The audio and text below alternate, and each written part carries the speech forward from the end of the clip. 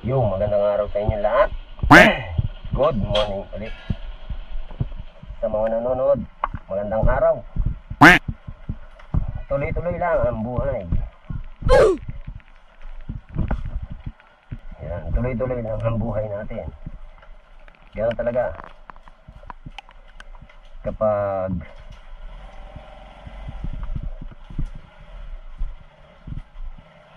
ganun talaga ang buhay ng tao. Tuloy-tuloy lang.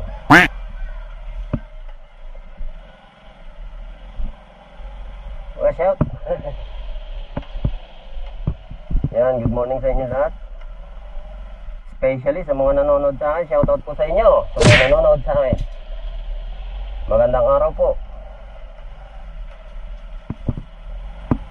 Pasensya na kayo, hindi sunod-sunod yung pag-upload ko ng video, hindi siya may shoutout kay Ate Helen Garcia.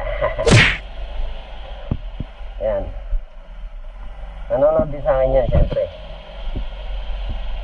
Mukhang naglinis sila. Sige na po, daan po kayo.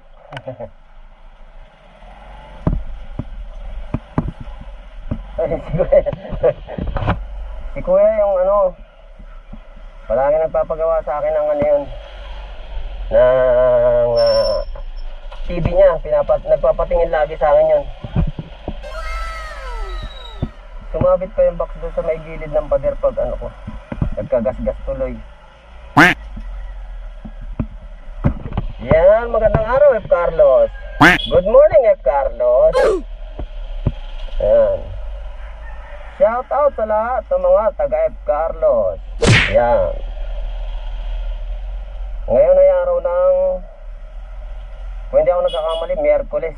Yan, Miyerkules, Wednesday.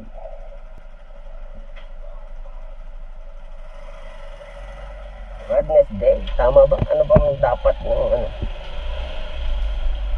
sa English, anong dapat na term? Wednesday o Wednesday? Parang basa ko kasi minsan sa Wednesday. Tama ba?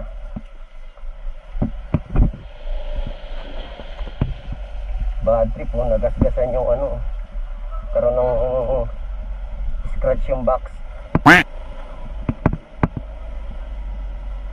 Maulan na naman ngayon araw, maulan.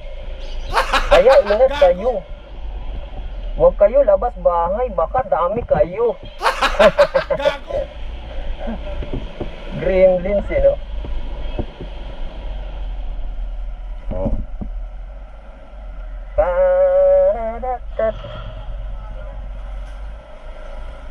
Ayun, kita nyo, madilim po kahit maaraw.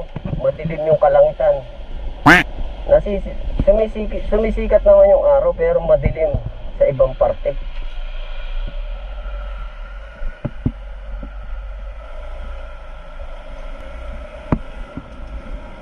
Shoutout po sa lahat ulit ng nanonood.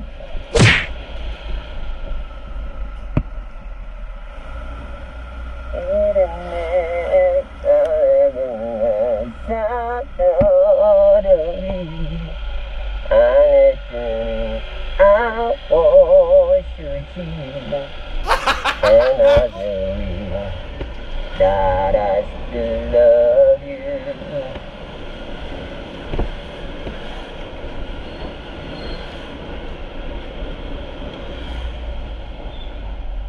Eto, pagkatapos ng mga tag-ulan, yan ang maganda pumunta sa mga falls, yan, ilog, dahil sobrang linaw niyan guys. I promise, best promises. Yan ang magandang pagkatapos ng malalakas na ulan, malalakas na bagyo.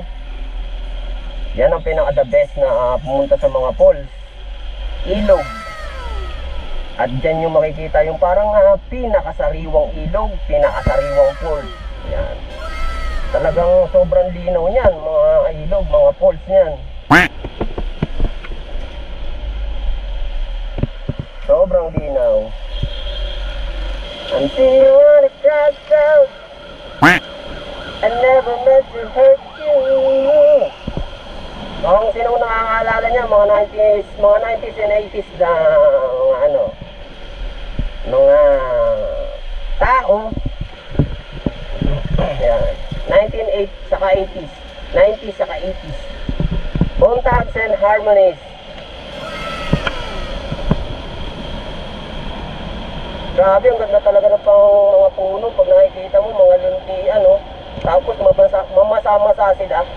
Grabe, ang sarap sa pakiramdam.